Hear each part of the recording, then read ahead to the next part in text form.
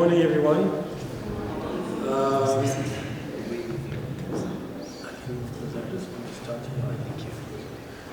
I'm actually here to share my experience as a Rwandan who have decided to be an entrepreneur, working with what I like most, starting with communication and media, agriculture, thank you, and also investments, because you cannot do entrepreneurship, agriculture, media without financial means, without financial partners who can facilitate the access to finance. And I understand that today we have students from university. So I don't know from which university you are from. Is it University of Rwanda? Mixed. Yeah, mixed. Yes. So there's a component as well for the University of Rwanda, because I'm actually teaching entrepreneurship at the University of Rwanda. This is something Nkindi didn't mention. The Nkindi Foundation has been supporting African entrepreneurs for the last 10 years.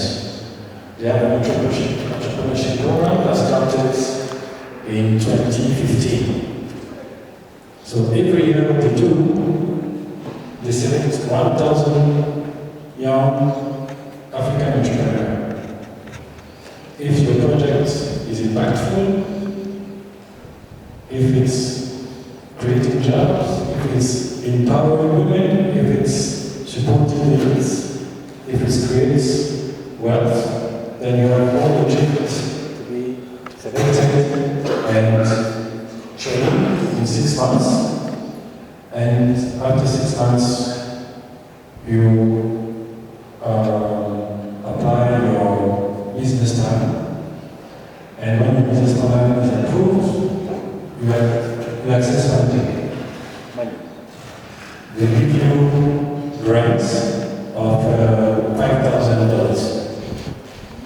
It's a grant. It's free money. It's for you to implement your business plan. So it's been 10 years. And I remember in 2015, I was one of the beneficiaries, and it was my first time and my last time to access grant money. Because I believe that we need to democratize luck. Everybody, men, women, young and old, urban, rural, educated, non-educated, is entitled to be given a chance, expose his project, and be supported. So in the beginning, 2015, we were 20 runners out of 1,000 Africans. 10 years down the line, we've been working with RDB here in Rwanda to provide exposure to that project to more and more Rwandans, so they can also access to this opportunity. We have a lot of success stories. I don't know if you know Yvette Ishimwe from Iriba. Do you know Yvette Ishimwe?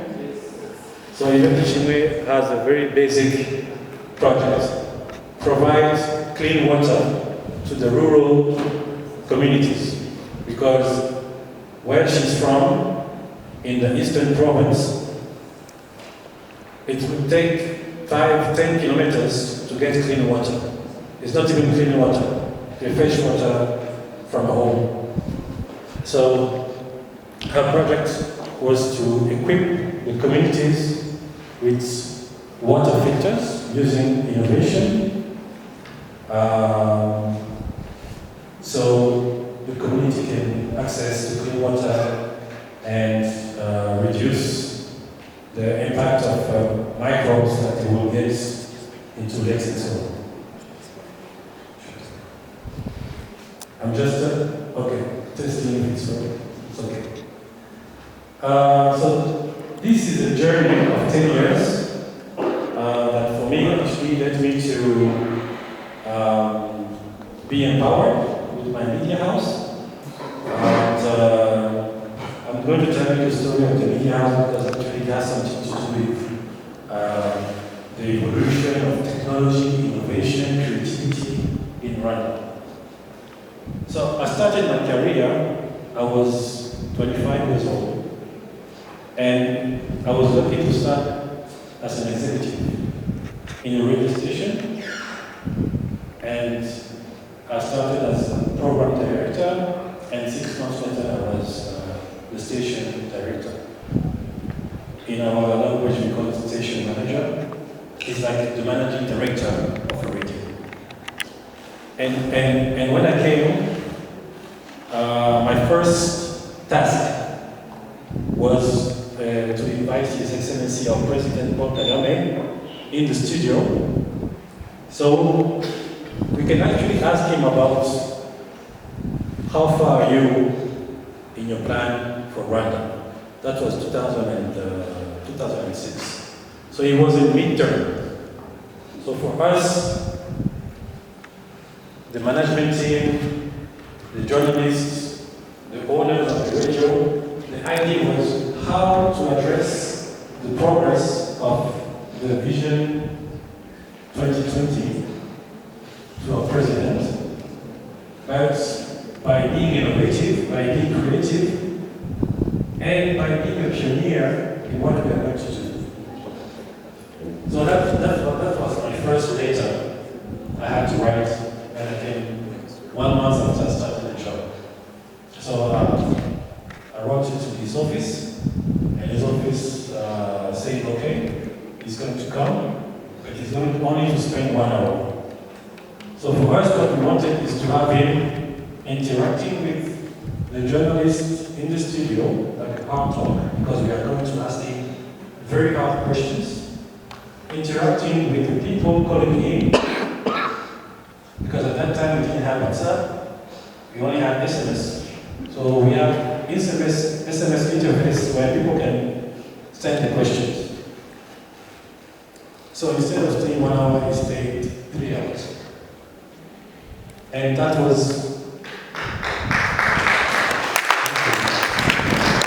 so that was the first of actually 5 visits we did between 2006 and 2012 when I was there. So basically every year that I was there, it was coming. It was coming to address the nation, it was coming to address its progress, it was coming to campaign as well, because I think we hosted him 2010 during the presidential elections as well. And that was my first job in Rwanda. And what I did later on, I noticed the progress of the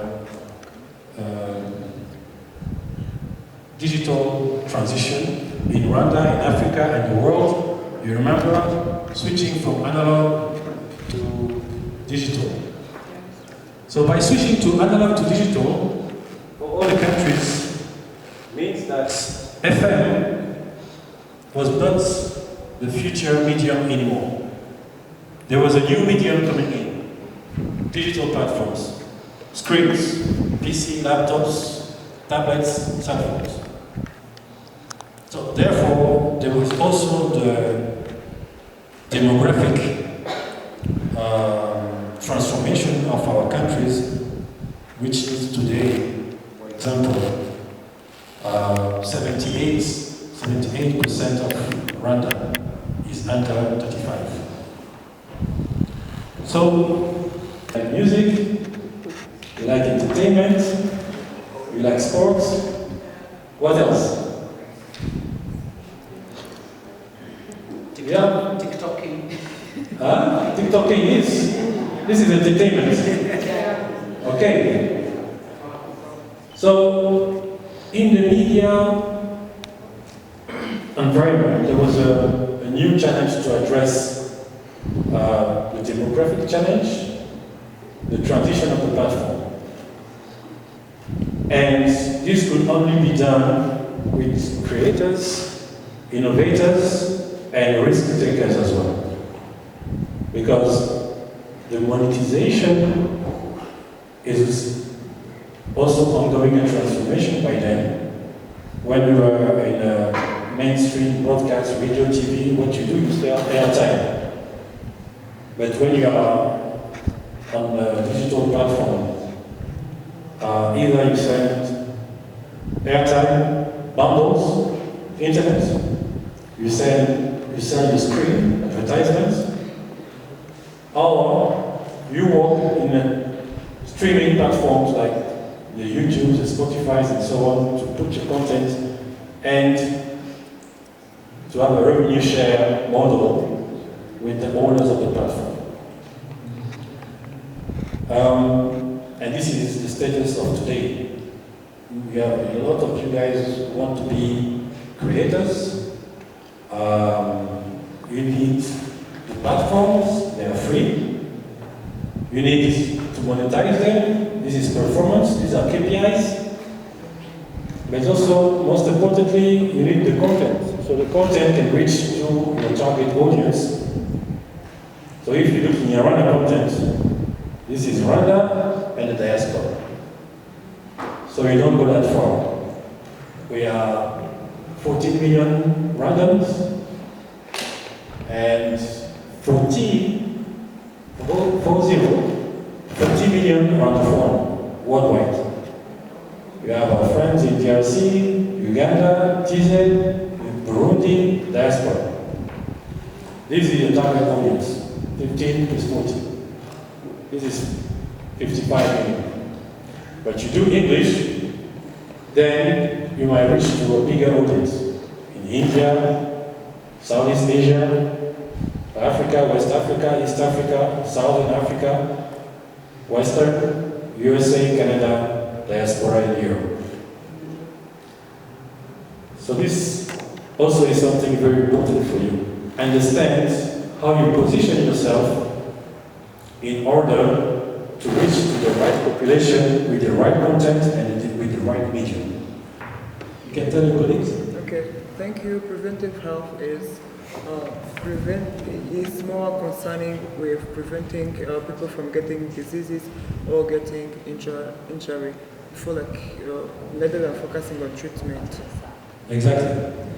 So preventive health is basically to assess your potential to be exposed to a non-communicable disease like cancer, diabetes, and so on.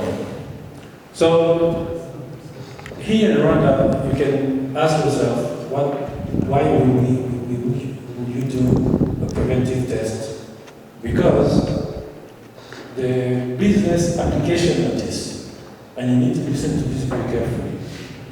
The business application of preventive health is in the insurance sector.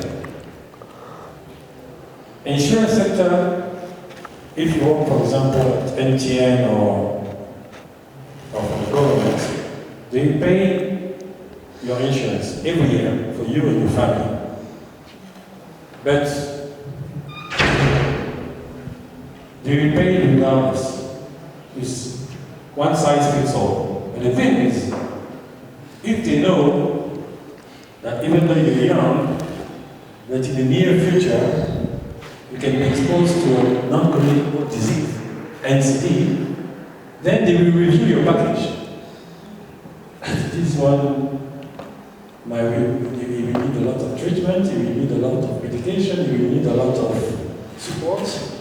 That is going to impact our finances. We are going to do dynamic pricing based on the tests that all of our employees did. You see that? So we are talking about money. But if you can express this through a scientific approach and bring a use case to insurance bodies here in Rwanda, which is not yet the case, but it will come in a couple of years. This is how the preventive medicine working with the insurance sector will impact your lives, all of you. So it's important also when you are working on some project, if you want to be an entrepreneur, to understand, find, what do I want to achieve? What solution I'm bringing to what problem? And most importantly, do you like what you're doing? Do you have passion? If those three are not taken into consideration, then the starting point is not solid. So the presentation is basic today. I'll try to frame it within an hour and also try to have interaction with you. So yes, I mentioned that HOOZA Media was my media house.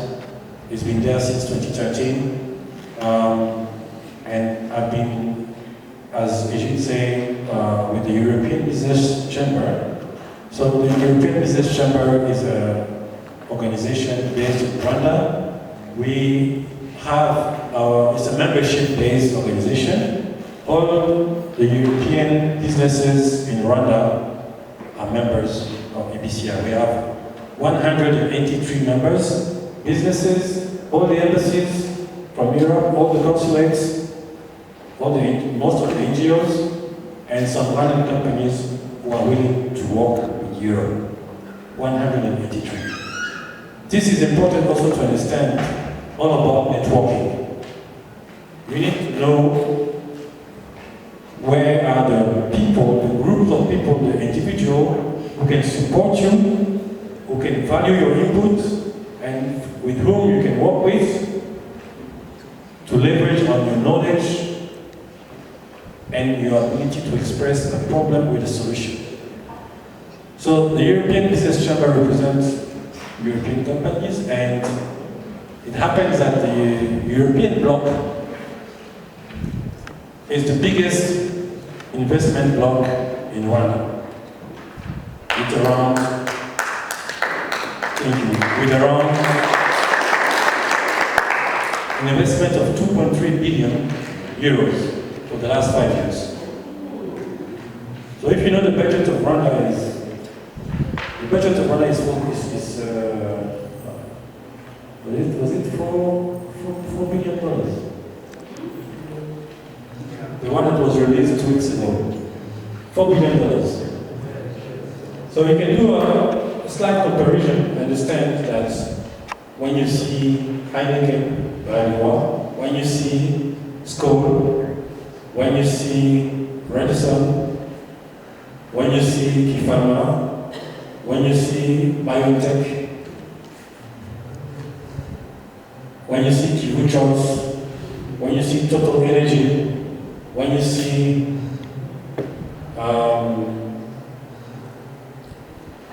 there's a new hotel in Nkindi, Movenpick. When you see Movenpick, now you can see that in every step of your life you have a European company in Rwanda. You have an European investment in Rwanda, private. So you have also to consider this when you do your business plan. Who am I talking to? So this is the reason why I've been with EBCR for the last 5 years, and actually I've been one of the board of directors for the last 4 years. So I represent this block in many capacities, working with the embassies, working with the institutions, working with the European Union in Brussels. Our main partners in Rwanda is the European delegation, and we have also a global network, which is called EBO, European Business Organizations Worldwide. So we have a few of us in Africa, some in South America, in North America, Asia, South Asia. So we have a global network. And we had our General Assembly 2 weeks ago in Brussels. And this is how you figure out that actually Brussels institution, the European Union, is now having an interest in financing private institutions, the same way that they have been financing governments and non-profit. So we are on the right track because we did a great job and they consider us now as a full stakeholder with whom we can work with in order to advance what they call the Global Gateway, which is the European Union program for strategic sectors like energy, critical raw materials, education, health, and so on. Sometimes also it's aligned with SDGs. So, since I'm into investment as well, I had to create another entity which is specialized in supporting investment in Rwanda. So I create HOOZA and Partner. So HOOZA and Partner has been there for 5 years. What we do is we help investment organizations, individual, private, public, from Europe mainly to invest in Rwanda. We help them to connect with the institutions like RDB, like the Ministry of Finance, like Rwanda Revenue. But since those organizations have their limits, we are also through representation. HOOZA Partners represents today around 15 companies here in Rwanda. So I represent these companies either as a shareholder, as a managing director, as a board member, as a company secretary, having the signature on the account. So at my office, I have like 15 checkbooks. And also I'm following all these companies' legal and tax compliance. So it's important because it has to do with investment as well. So the presentation today, and I hope you're going to understand, has a focus on how to understand the landscape in the health sector. Here, we have in Rwanda what we call Institute, which is the National Strategic Transformation Plan number 2, 2024-2029, that has main pillar in the health sector, but also in the entrepreneurship and job creation sector. So you have to ask yourself, if you want to start, if you have started your business already, what do you want to solve as a problem? Because we still have the main killer in Rwanda, which is malaria, up to today. And malaria comes with cancer. But we know malaria because it has been diagnosed decades ago. And now we know cancer because it has been diagnosed like 20 or 15 years ago only. We've been able to know that, oh, this person actually has a disease, it's not HIV, it's not cancer, it's not malaria, it's cancer. So cancer and malaria are two of the main killers in this country. The following one is diabetes. So all those three are non-communicable disease, and then you have HIV. So here, what you address is when you have a startup and you are ready to engage yourself as an individual. Most of the time for the students, you told me that you're coming from a different university. You start your projects with the people you know at the university, or the people you grow with at the high school, or the people you meet in church, in order to be different from the others. So, this reminds me that when you visit the Kanombe Cancer Center, you will see that it's possible to address a problem, to identify it, to bring solution, long-lasting solution, and to create the capacity of Rwandans to work on this in different capacity. Doctors, nurses, administrators, because the technology will come from outside. Right? Now the transfer of technology will help us to have people here who can operate the machine, the diagnostics, the consumables, and be able to check on the client, pinpoint the issue, diagnose it, and treat it. And now the government has been able to do so and to make it accessible to all the randoms, because now we know that the Mutuelle de Santé covers cancer treatment alongside some organ transplant. No longer for 3,000 per year, but now it's 5,000. Just for it.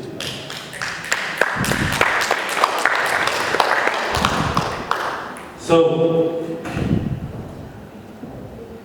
you could start a company with a founder. So that's me, 2013, I think. I was at the University of Rwanda, School of Journalism and Communication. I started lecturing that time already. But what I was looking for here is people. Because I was already starting my company, I moved out from mainstream. So, once you have yourself, your funding team, you need to know what are you offering. So this is where actually you have what we call the unique selling proposition. So the unique selling proposition comes after you have worked on your business plan and you have what you call your MVP, your minimum viable product. What is the product or service you're going to start with in the market in order to start generating income and to grow? This is because you will have a unique selling proposition. You're different. Nobody's doing what you're doing. Or you're doing it better than everybody else. This is why you will see everybody will start on social media, having a website and channel on YouTube, start streaming. So for the whole people who have been streaming for the last 10 years, or the whole people who have been publishing on a website, news, media, there has been what we call concentration. Only those who can adapt can survive. You can have all the money you want, you can have all the creative team you want, you can have all the means that you want, but if you are not adapting, your time is limited. If you see today on, we like the YouTube channels, you see the people who are still there, and who are still resilient, and who are still creative, and who are still innovating. These are the people who are generating. But they are simple people like you and me. They just start with what they have, their cell phone, in the room. And 10 years after, they're still there. They had a unique selling proposition. They were creative, innovative.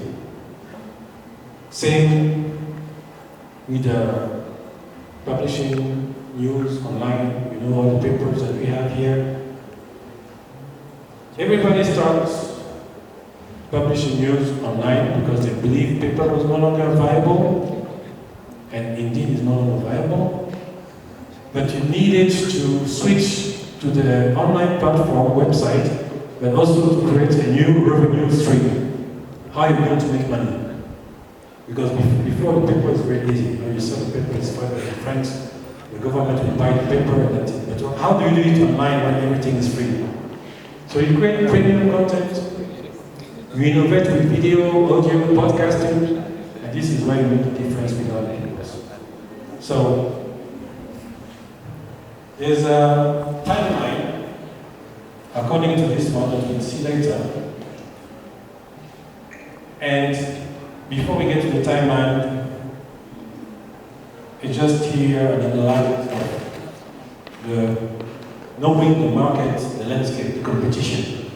Who is doing what compared to what I'm bringing, and how am I going to make a difference with this product or services.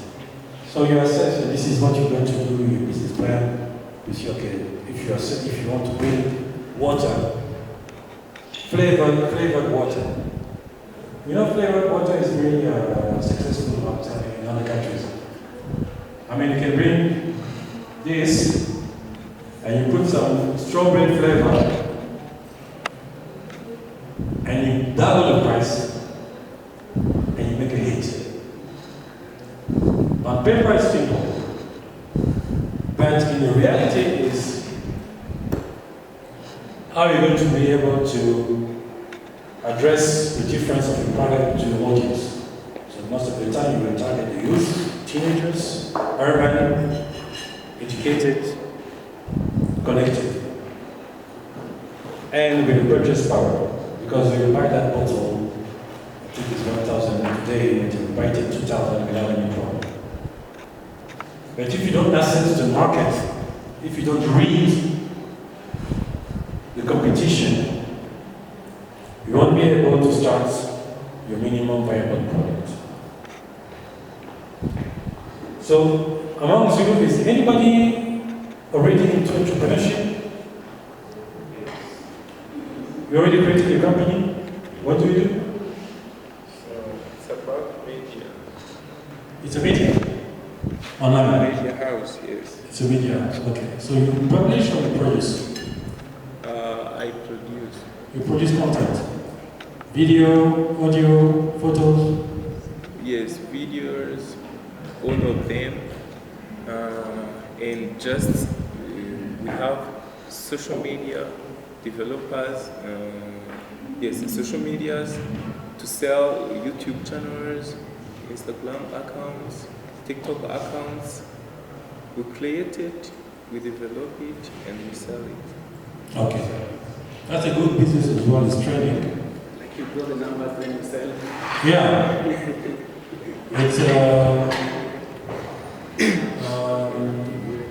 It's what we call it software as a service, but here the social media account that you sell, we count them as a software as well.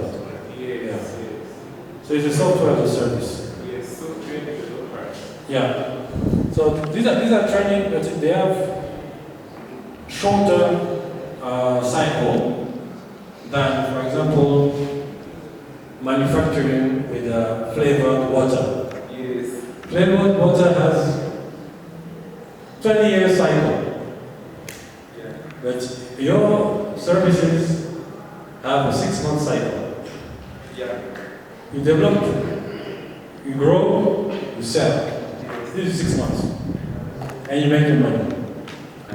Through competition, we found more talents and put them in our media house to create their contents and help them to promote. And it's just our goals and our target. It is to transform talents to opportunity. And to monetize it. Yes, to be monetized as a social media, as a software developers. It's for software developers. So here, I'm going to underline the very simple strategy for development.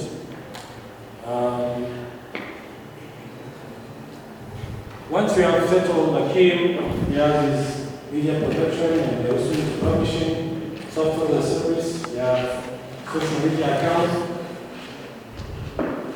They grow the social media account. You know, it's like farming. When you buy cows or pigs, so you need to feed them. So when they're ready for the market, you sell them at the right price. So it's an allegory, but it's a very good.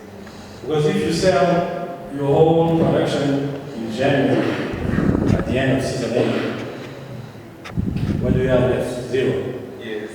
So when you produce by installments every month, even though you are selling 2-3 accounts, but you need to produce 20. Yeah. In order to sell every month, you set your target yourself 5 accounts. Each account is 1 million. So it's 5 million price, which is very good business. So this is supply chain. And the logistic is from who to where. Because you need people who's going to help you create those accounts, grow those accounts, what the theme, it can be music, it can be TV drama, it can be health, it can be fashion, it can be shoe. So this is the whole logistic that can help you to grow those channels and to make them bankable once you sell them. These are the key 5 points that you need to follow. I mean, it's no brainer. So, these 3 steps, and once again, I go with the company our friend here has, will make you understand how you stand out. You have a product. Here we were talking about biotechnology because I was addressing the University of Rwanda, but you need to be competitive. Being able to sell your product easily. And this service, this software needs to be authentic.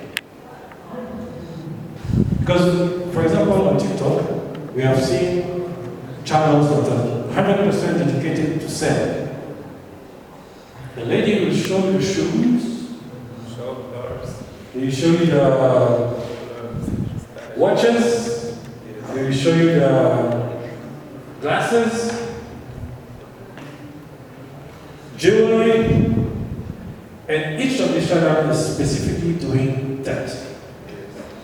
And it's a factory. I mean, you have your whole shop. Itu kayo say online. Ishaki magalata, ineto magalata, ineta magalata. One item every 10 seconds. And you have a chat. And you have the people looking at you. Because you stand out. You don't sell detail. You sell bulk. Ishati, it says Maganatano, but at 400, if you buy 10 of those, we give you at 400 pieces. We don't sell one. Sorry. Then you have volume. Volume in your sales, volume in your chat. You need to be interactive, you need to be entertaining the people. And that channel will grow. At some point, he going to put it on the market. They say your channel in English. The starting price, 5 million. Quality, because it generates 5 million per month. So, it's very simple calculation. And people can bet anyway, they can even buy it out of the price. Because they know they will make 60 million francs in 1 month, in 1 year. So it's not a big deal to buy a channel at 5 or 10 million. So this is the message and the proper platform that you're going to use. We're talking about Instagram and TikTok. The most popular ones for his service is TikTok. So these are, once again, characters that you will always see succeeding in the business. The authenticity, definitely. When the big guys started Facebook, when they started Amazon, when they started Google, when they started X, when they started PayPal, they were all authentic.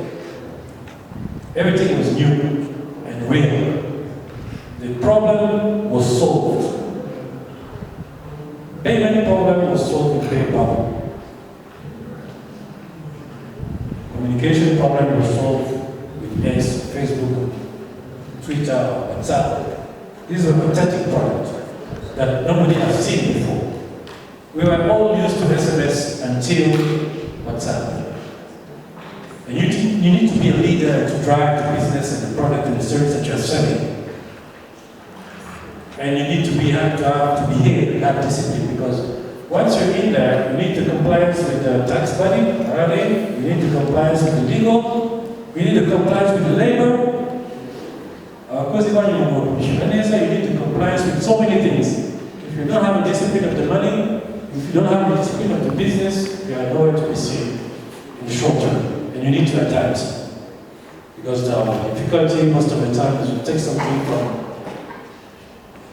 abroad and say, this thing is working, let me adapt it to Rwanda, I'm going to make money. No.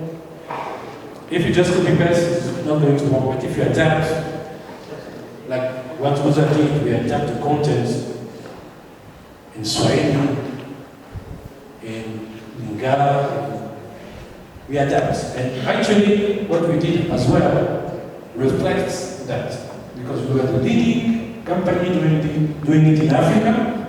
That was 2013. Nobody else was doing what we are doing. Nobody else. And this is the Rwandan company. And we had the discipline to say that 10 years after we're still here, not only in Rwanda market, but also in 20 other markets in Africa and Caribbean. So we adapted. We have the possibility to adapt our product and services to other markets while being authentic. So, this is a page on, this is the paperwork, this is the administration, this is the famous business plan. I mean, I believe Ajit and his team at GSA have components where they teach you about business plan and what has to be in there. Business plan usually is a 30-page paper with a market analysis, your sales strategy, the operation, logistics, financial plan, and projection. Why? Because when you do access to finance, you go to whatever body that provides finance or private equity. Like, for example, a business angel. Have you heard about business angels? No, nobody heard about business angels? So business angels are people, and I discovered that I was a business angel myself, that help you to create an environment for your idea to be tangible at the starting point as an MVP, minimum viable product, and to grow, to scale, and to be financed. So actually this is what I've been doing for the last 10 years. Been helping hundreds of companies in Rwanda and abroad, saying, we have an environment for you in biotechnology, in media, in social media, in health, in sports. That environment will enable you to meet with the people who can train you, who can mentor you, and who can finance you. So I didn't know I was a business angel until someone came in Rwanda 2 years ago saying, we have an African business angel network, and we want you to be a member. This is why I asked, so what's the criteria? They say, this is what you do. I say, okay, thank you, fine. So we have African Business Angel Network in Rwanda, all over Africa, and all over as well. But these are the basics for you to be able to try and to be credible at some point. Whoever is going to read those papers from your company needs to say, okay, I'm interested, how can I join? I have financial input, I have technical input, I have a network, I have a market that I can give you, because I've seen the paperwork, I see your team is solid, the idea is genius, the projection of the incomes are good, I can put the money and get my dividend back tenfold. If you don't have this, it's difficult to progress. So, this is a timing that usually, when respected, gives you the ability to pilot your project from A to Z without any issues. So don't mix, don't start big when you cannot start big. Don't start without being registered, without being copyrighted, without having a trademark. By the way, who says a trademark? You know what a trademark is? It's your brand, and your brand is registered, and nobody can use your brand. Because when I started HOOZA and I went to RDB to register, it was supposed to be in Kinyarwanda HOOZA, H-U-Z-A, because it was media, text, video, photos, audios in one platform, in one medium, which is the mobile phone. So it was me who came with the idea of HOOZA. But when I went to register the RDB, they said that name is taken, you cannot use it. So I just wrote HOOZA a different way. I put a double O and I trademark it. So this is also when you have a company and you have a trademark, it's an asset. The name of the company is an asset. And when you are having investors or you have some buyer of the company, buyer of one of your software and accounts, the name, the brand is important. Because if your account has 1 million followers and you've been selling shoes, and you call it Shoe Kigali, yes, you cannot sell Ibikoji with the name. You will lose in value. You can change the name, but you will lose in value because people are used to see shoes in there.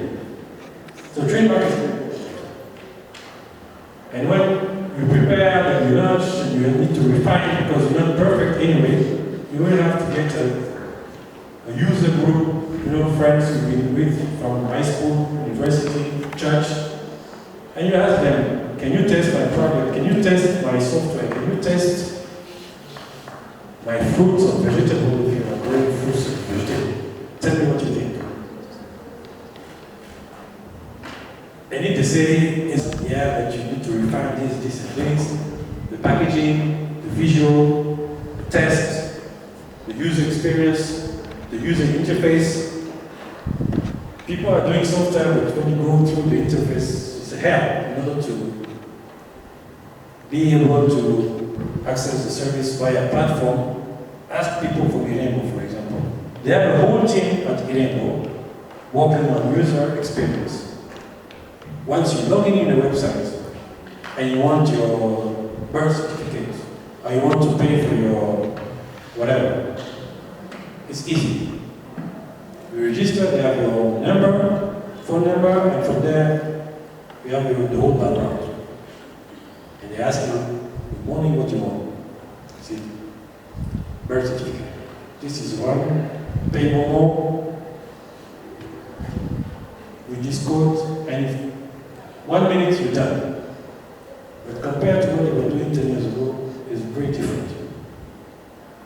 So it goes with many aspects, of course, but you need, like them, to understand the people and satisfy the need when they access your service. If they are not satisfied, there will be no adoption of Irembo if Irembo was crap. But Irembo is great. So adoption is high. This is why everything is done through Irembo now. So this is why we say refine. And then you refine, you optimize. And when you optimize, you scale, you grow. When you have mastered the routine of developing your product and selling it, then you can multiply. So, therefore, if you are graduating and you want to start up your company anytime soon, it is okay. But in order to go beyond your graduation and whatever celebration of having a new company or things like that, we need some few understanding on what the market is expecting from you.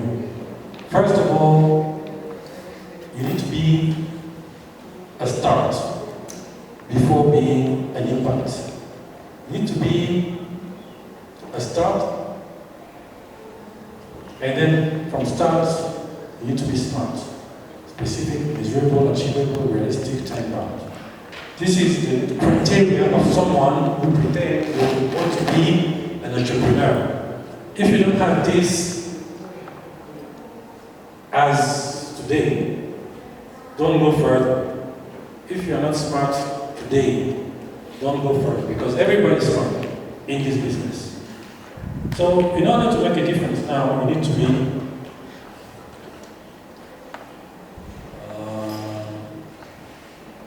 losing a page. Can we go one slide back? Yes. So in order to be different than anyone else, you need to switch to grow actually from smart to impact. So impact, these are the 1, 2, 3, 4, 5, 6 insight, material, priority, accuracy, change, and trust. I'm not going to detail them, but you can see that this is your pathway to sustainability. This is why, hopefully, after 10 years, like I did with HOOZA, I'm still here. And I'm still here for the next 20 years.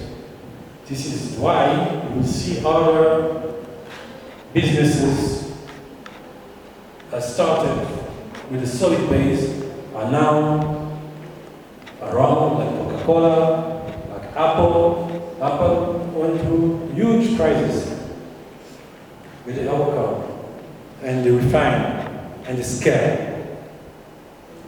This is very far from us, but you have examples closer to us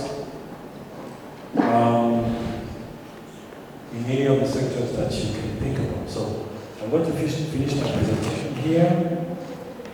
I hope Nkindi is here. It's not here. Was it?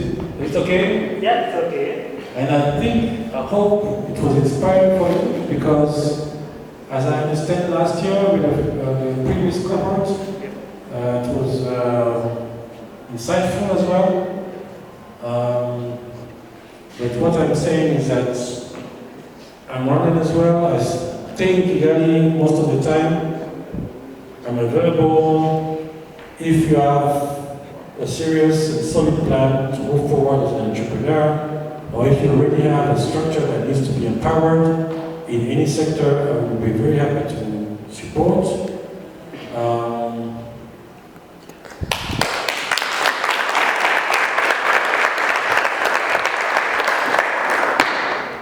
I've been supporting, as you should say, social impact organization working with breast cancer prevention. So we have an office in Kanombe, and we do health counseling for breast cancer diagnosed people who are coming to a treatment in Kanombe and need a place to rest, and need healthy food, and need counseling, and needs to be supported. I've been doing this for the last 5 years. I'm also in Lufa production. So someone knows Lufa here in Kinyarwanda, they call it Changwe. Someone knows it Changwe? So you can go to your internet, you have Changwe Rwanda Limited. So we grow Changwe, we produce Changwe. We have the company has 3 hectares in Majirajire, and we produce Changwe. We process into bath sponge and into dishwashers. And you can get those products in all the Sowa City supermarket and in all the Deluxe supermarket. Companies called Changwe Rwanda Limited. This is a niche sector that you cannot think about because maybe you grew up in a village and you're tired of the Changwe, now you're in town, you prefer to use your PVC sponge, your PVC gloves, but PVC products are the main reason why people are getting cancer. And those PVC sponge and PVC products are coming from China, 15,000 kilometers from here. While you can use an organic sponge made in locally, empowered locally for women, and you can use it, and actually it has a better effect than PVC, because the Changwe is a better exfoliant. It removes the dead skin better than the PVC gloves, for example. So now we've been selling it for 3 years. We are scaling up to the wellness business, spa, massage salon, and boutique hotel. This is step number 2. So it's scaling up, and step number 3 will be next year selling them international market. So it's an export value chain that you can think of, because one sponge here is 2,000 francs, I think, But the same sponge in a European specialized wellness shop is 20 euros. So think about this kind of scale. Yeah, I've been working a lot in typically is our traditional gasetier with traditional patterns that has been designed as a chair. So someone can sit on it, enjoy reading a book, having a cup of tea, and this is a very nice product that is actually also sold outside the country. It was done by a company called Elisa Laco Heritage. So all the fields of competence that I like, I'm really into that. Fully selfless, because I believe the future is youth, and that when we all retire or when we all lose interest in what we are doing, at least we inspire you, and you can grow your businesses through our shared experience. And yeah. So thank you, Eugene, once again for the invitation.